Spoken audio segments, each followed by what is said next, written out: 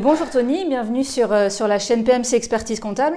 Donc voilà, pour rappel, sur la chaîne PMC Expertise Comptable, on partage du contenu à destination des entrepreneurs, des créateurs d'entreprises, mais également des investisseurs immobiliers, pour vous accompagner sur vos investissements locatifs notamment. On fait également des interviews pour vous partager du contenu de personnes qui sont inspirantes, qui ont déjà réussi dans leur domaine, et voilà, pour vous partager tous leurs meilleurs conseils.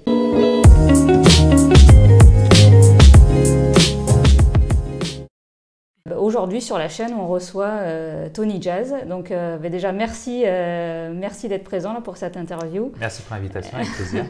Et je te laisse peut-être te présenter en quelques minutes et puis après on échangera sur ton activité, etc. Volontiers. Alors bonjour à tous et merci du coup pour l'invitation. Donc je m'appelle Tony Jazz. Je suis généralement connu pour avoir composé les 2 musiques de campagne du président Barack Obama et pour avoir été conseiller pour l'ancien Premier ministre et maire de Bordeaux, Alain Juppé.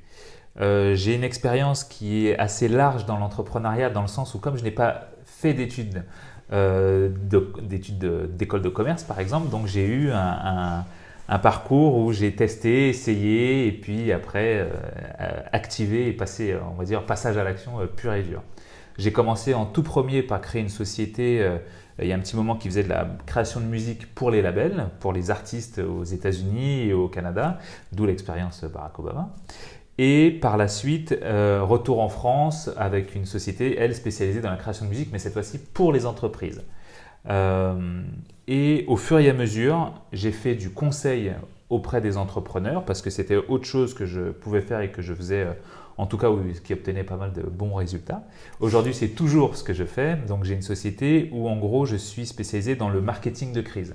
Donc, quand tu as une société qui a un problème, je vais donner un exemple. Imaginons que vous, là, en train de regarder cette vidéo, vous soyez le PDG d'une grosse société qui vend des millions de tonnes de yaourts.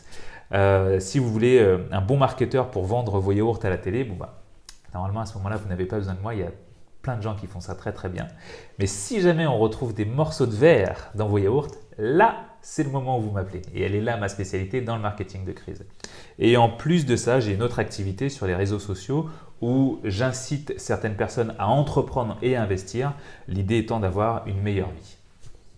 Ok, très bien. Merci pour cette explication, ce parcours. Justement, en fait, c'était intéressant de t'avoir pour plusieurs sujets, parce qu'on pourrait très bien parler d'immobilier. Absolument. Mais aujourd'hui, on va plutôt cibler ça sur la création d'entreprise. Et ce que je voulais que tu nous partages, c'est ton expérience en fait. En fait, pendant le confinement, tu as réfléchi à ton business. Tu avais déjà une activité de consultant pour les entreprises.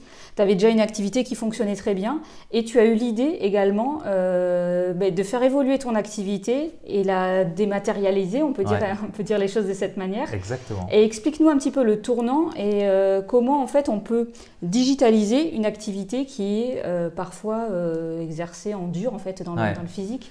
Ouais, c'est vrai que dans les activités de conseil, comme celle de comptable, certains clients ont besoin de nous rencontrer et de nous voir, pas forcément de nous toucher physiquement, mais ils ont besoin d'un contact parce que c'est du service, on ne vend pas de produit, mais ils veulent quand même garder ce contact humain et c'est vrai qu'il est essentiel quand on fait du conseil.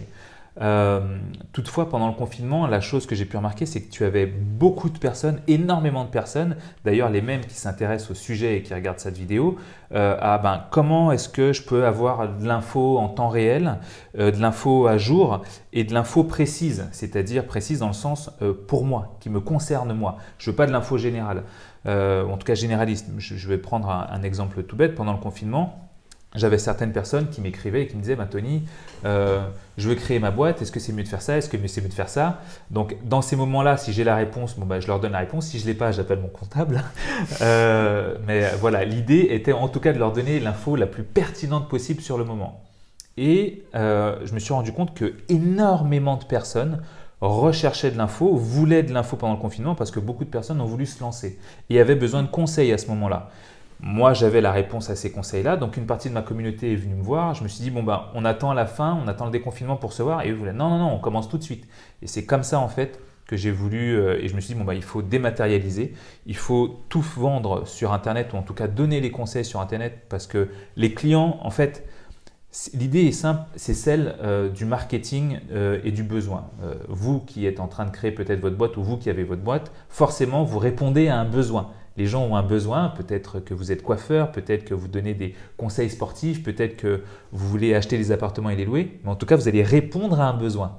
Et si vous répondez à ce besoin, eh ben, vous allez faire rentrer des clients et c'est ce que tout le monde veut. Eh ben, à ce moment-là, moi, j'avais des gens qui avaient un besoin et rien ne leur était offert. Alors du coup, j'ai répondu à ce besoin et c'est comme ça que, du coup, que je me suis créé en ligne avec toute cette activité. D'accord, ok. Ben non, mais ça me semble essentiel. Mais souvent, on se rend compte, hein, les gros succès d'entreprise, c'est un petit peu ça à la base. On cherche quelque chose personnellement, on ne trouve pas le service et parfois on se dit, eh ben voilà, je vais proposer ce service et mettre en place ce service pour les autres pour lancer mon activité. Ouais. Et c'est comme ça que tu as raisonné et je pense que tu as eu raison. Et puis de toute façon, l'expérience montre que tu as eu raison puisqu'aujourd'hui, ça fonctionne bien. Mais explique un petit peu ce que tu fais puisque je pense que ça peut vous intéresser. Si aujourd'hui, vous êtes dans un projet, une démarche de création d'entreprise, de développer des business, mais également d'investir dans l'immobilier ou dans d'autres actifs, c'est un petit peu tout ce que tu partages aujourd'hui. Absolument. Quels sont tes clients et quel est le service que tu apportes là au sein de ton groupe? Alors, l'idée, j'ai un parcours particulier qui fait que j'ai toujours voulu me recréer une famille.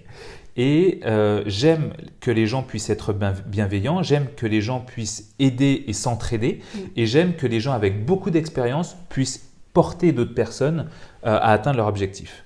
Donc, j'ai créé un groupe privé. Ce groupe privé, il est très simple. C'est une plateforme sur laquelle vous allez trouver toutes les informations dont vous avez besoin si vous voulez entreprendre ou si vous êtes déjà entrepreneur, si vous voulez investir ou si vous êtes déjà investisseur, confirmé comme débutant. Et on se rend compte qu'il y a un lieu commun entre ces deux choses-là. C'est ce qu'on appelle généralement, les Américains l'appellent comme ça, c'est le mindset, c'est-à-dire l'état d'esprit qu'il faut avoir pour entreprendre. Il y a des gens qui sont très heureux en étant salariés et il y a des gens qui sont très malheureux en étant salariés parce qu'ils ont plus une âme d'entrepreneur et ils ont le mindset, donc l'état d'esprit d'entrepreneur. Donc l'idée, c'est qu'aussi sur cette plateforme, on va vous aider à avoir encore plus cet état d'esprit. Sur ce groupe-là, on va avoir des gens qui ont besoin de l'information. Donc encore une fois, en fait, l'idée, c'est d'avoir de l'information en temps réel, qui soit adaptée à votre propre situation, et surtout qu'il soit accessible et pas cher. Donc c'est un système d'abonnement qui est franchement ridicule pour tout le service qu'on offre. Et l'avantage, c'est qu'on fait aussi ce qu'on appelle des lives thématiques. Dans le mois dernier, on a fait un live sur comment trouver un bien immobilier rentable. Le mois d'avant, on faisait un live sur est-ce qu'on prend plutôt une SCI ou bien une LMNP si on voulait faire de l'immobilier. Très récemment encore, on va faire un live là avec un fiscaliste. Bientôt, nous aurons toi en live justement pour la partie comptabilité, création d'entreprise. Et même une fois que j'ai créé mon entreprise, comment est-ce que j'arrange ou comment je peux faciliter ma comptabilité pour être encore plus performant. Et donc voilà, on a des lives qui vont concerner tous ces domaines-là et les gens, débutants comme confirmés, posent leurs questions en amont ou bien pendant le live. Et après, on redistribue des fiches conseils où on a une synthèse de tout ça. Et de temps à autre aussi, sur le groupe privé, ce qu'on a pu voir jusqu'ici, et c'était exactement ce que je voulais, c'est que certaines personnes viennent spontanément proposer des investissements ou bien viennent proposer des projets et cherchent d'autres personnes qui peuvent aussi les aider et du coup ça crée de belles choses entre les membres. D'accord, ok. Mais tu mets encore en relation les personnes, c'est un petit peu le cœur de ton activité. Exactement, oui. Mais c'est également ça, c'est un groupe de partage et d'entraide pour pouvoir se développer sur différents sujets. Donc la typologie en fait des personnes qui sont dans ton groupe, c'est pas forcément que des créateurs d'entreprise. On a des personnes qui investissent, c'est ça, sur l'immobilier? Oui, c'est ça. Tu vas voir par exemple, là très récemment, il y a deux personnes qui sont lancées, qui sont venues sur le groupe. Une qui est étudiante, qui a 26 ans, et on a une autre personne qui est rentrée sur le groupe, qui elle est marchand de biens. Donc elle a de mémoire une quarantaine d'années, elle est déjà lancée depuis longtemps, mais elle vient sur le groupe pour récupérer de l'info par rapport à ce qu'elle recherche. Et aussi parce qu'elle se dit, bon ben voilà, moi aussi j'ai envie de transmettre et aider. Et donc si certaines personnes veulent se lancer là-dedans, ça sera l'une des premières personnes à donner un coup de main. Donc tu as du vraiment débutant, même de l'étudiant, jusqu'aux personnes qui font ça de manière très professionnelle. Ok, et ça permet aussi de développer son réseau. Et de toute façon, on rend compte effectivement, le succès d'une entreprise, c'est aussi lié à son réseau de connaissances. Dès qu'on a besoin, effectivement, on est toujours confronté à des problèmes en tant qu'entrepreneur. C'est un petit peu la vie d'un entrepreneur. Absolument. Et c'est savoir appeler la bonne personne pour pouvoir être renseigné sur tel ou tel sujet. Et c'est ça aussi le métier, en tout cas les compétences d'un bon dirigeant d'entreprise. Donc, c'est ça. C'est avoir cette capacité à avoir de l'information. En fait, on le voit, et je pense que tous ceux qui sont entrepreneurs ou investisseurs professionnels qui regardent ça, je pense qu'ils peuvent même le mettre en commentaire. L'information, c'est vraiment le pouvoir et c'est vraiment la force d'une société. Si on a l'information au bon moment, on veut se lancer, on veut lancer un produit. Je vais vous donner un exemple très bête, non pas pour te faire une publicité, mais vraiment pour donner quelque chose de concret. Les gens qui me connaissent savent que je ne fais pas de publicité pour faire de publicité et je ne parle que de concret. Généralement, quand j'ai une question, je te fais un message ou je te fais un SMS, je sais que dans la journée, je vais recevoir, si tu décroches pas sur le moment, parce que normal, tu travailles comme tout le monde, je sais que dans la journée, au plus tard le lendemain, je vais avoir une réponse à ma question et donc du coup, je vais pouvoir passer à l'action très rapidement. Parce qu'avoir cette capacité à répondre à un besoin quand on est entrepreneur ou investisseur, certes, c'est une bonne chose, mais une fois qu'on a ça, une fois qu'on peut répondre à ce besoin, il faut vite passer à l'action. Et donc des fois, il faut qu'on demande à son avocat, il faut qu'on demande à son comptable, tout un tas d'informations. Et donc l'idée, elle est là, c'est avoir un réseau assez puissant pour juste être capable de passer un coup de fil, débloquer une situation. C'est vraiment ça le secret du réseau. Oui. Ah, ouais. Et après, passe à l'action aussi, parce que ça, c'est l'étape immédiatement. suivante. Ah oui, tout de suite, passer à l'action parce que faut devancer le concurrent, faut devancer peut-être. Alors, moi, j'avais une statistique qui m'avait été donnée il y a longtemps de ça. Je ne sais même pas d'où elle vient, je ne sais même pas si elle est vraie, mais en tout cas, je sais qu'elle est vérifiée dans le sens où j'ai pu la vérifier. C'est que lorsqu'on veut créer un produit ou lorsqu'on a l'idée d'un produit, il y a 100 personnes sur Terre, on est plus de 7 milliards, il y a 100 personnes sur Terre qui ont la même idée en même temps. Donc celui qui gagnera sera celui qui se lancera en premier, celui qui aura la bonne info en premier et la bonne info et le bon réseau aussi pour se développer, clairement. Ah oui, non, mais bien sûr, bien sûr. Mais le passage à l'action, un peu comme tu as fait effectivement pendant le confinement, certains sont restés et ont attendu que ça se passe et d'autres ont entrepris des choses, ont mis en place des choses dans leur business. Nous, on le voit, on a des retours d'expérience de nos clients qui ont mis en place des services complémentaires pour leurs clients, pour apporter le service et développer leur clientèle. Et ils ont fait de cette crise une opportunité. Et ça, c'est vraiment l'état d'esprit d'un entrepreneur qui va pouvoir développer des projets qui réussissent dans le temps. Ça me paraît indispensable, le passage à l'action, même si on se trompe parfois. Mais ce qui est vraiment important, c'est de passer à l'action. Quand on a les éléments, c'est y aller et y aller rapidement. Oui, absolument. Le passage à l'action est quelque chose d'essentiel et je vais relever un truc que tu as dit là qui peut paraître anodin, mais se tromper parfois, en se trompant, on crée d'autres et de nouvelles choses. La création du savon. La création du savon, et ça a été créé par une erreur. Et aujourd'hui, le savon est quand même quelque chose de très essentiel, surtout quand on traverse une crise sanitaire. Et donc, le passage à l'action est essentiel, mais le passage rapide. Et même si on se trompe, c'est pas bien grave parce que soit c'est un apprentissage, comme le disait si bien Nelson Mandela, soit on va arriver à des créations de nouveaux produits dont on n'avait même pas espéré le succès. On ajuste en fait. Souvent, on se rend compte, on lance un business sur une approche. Effectivement, les choses ne marchent pas comme on le souhaitait au départ, mais on ajuste les choses et justement le fait d'entreprendre quelque chose, ça permet de faire ces ajustements rapidement. Enfin, en tout cas, le plus rapidement possible. C'est comme ça qu'on est, je pense, performant dans le lancement d'un nouveau projet, parce que personne ne peut savoir si ça va marcher avant de commencer. De toute façon, c'est un peu le principe. Absolument, ok, très bien. Et ce qui me paraissait important également, c'est de préciser que tu écris également des livres, parce que tu as écrit un livre qui est quand même sur cette thématique, sur le réseau. Enfin, tu as écrit plusieurs livres en fait. Oui. Alors, j'ai écrit plusieurs livres. Le premier, c'est du son au marketing, où j'expliquais comment le marketing sensoriel avait une puissance dans le déclenchement d'un achat, c'est-à-dire lorsque vous allez dans une boutique de luxe et que vous voyez une moquette et qu'il y a la moquette à l'entrée, la moquette est très épaisse, quand vous marchez, même si vous avez de l'embonpoint ou même si vous avez passé une journée un peu compliquée, quand vous rentrez dans cette boutique, l'épaisseur de la moquette fait que vous vous sentez léger. Et donc vous vous sentez déjà plus enclin à dépenser, pareil pour les odeurs. Et donc c'est un livre qui explique tout le marketing sensoriel, comment vous pouvez mettre du marketing sensoriel pour développer plus de ventes. Un deuxième livre qui lui va être comment se faire un réseau à partir de zéro. Donc l'idée est très simple. Moi par exemple, même si ça ne paraît pas et je le sais, mais parce que je sais très bien en jouer, je suis quelqu'un d'extrêmement timide. C'est-à-dire que s'il y a une soirée, là c'est facile parce qu'on est deux et qu'on qu'on se connaît, donc c'est facile de parler, il n'y a personne.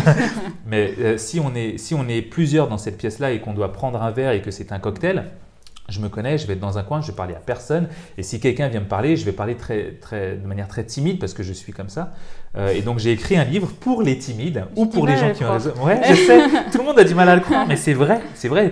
Un exemple tout bête, et je pense qu'il y a plein de personnes dans ce cas-là. Moi, si tu me dis, viens, il y a une soirée, machin, je vais te présenter des personnes, la première question que je vais poser, c'est qui il y a que je connais. Parce que s'il n'y a que des gens que je ne connais pas, je vais m'agripper à toi parce que je connais personne d'autre.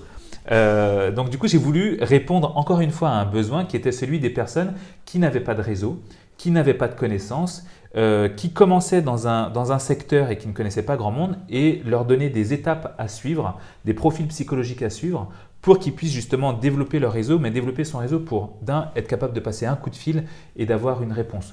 Ou bien, à l'inverse aussi, rendre service.